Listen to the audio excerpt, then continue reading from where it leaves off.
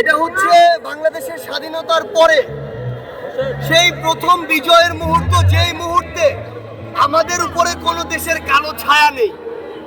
এর চেয়ে বড় প্রশান্তির আর কিছু হতে পারে না।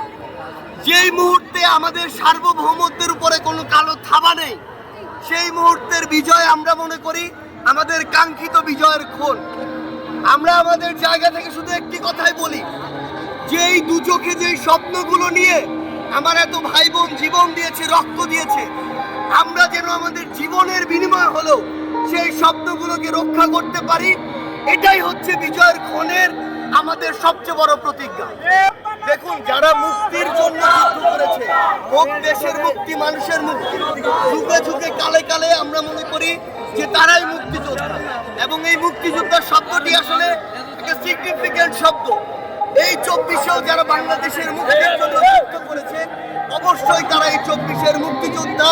এবং ইতিহাস 71-কে যেভাবে, 71-এ যারা অংশ ছিল তাদেরকে যেভাবে মূল্যায়িত করেছে, ইতিহাস অবশ্যই বাংলাদেশকে নতুন করে স্বাধীন করার জন্য 24-এ যারা জীবন দিয়েছে তাদেরকে একইভাবে মূল্যায়ন করবে।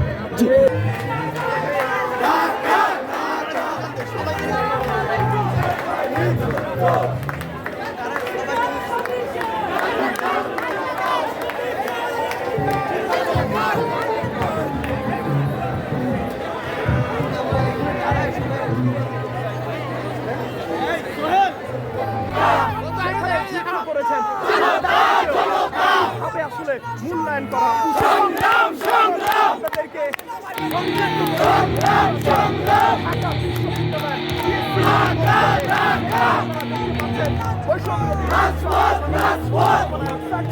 কেন্দ্র করে উল্লাস স্লোগান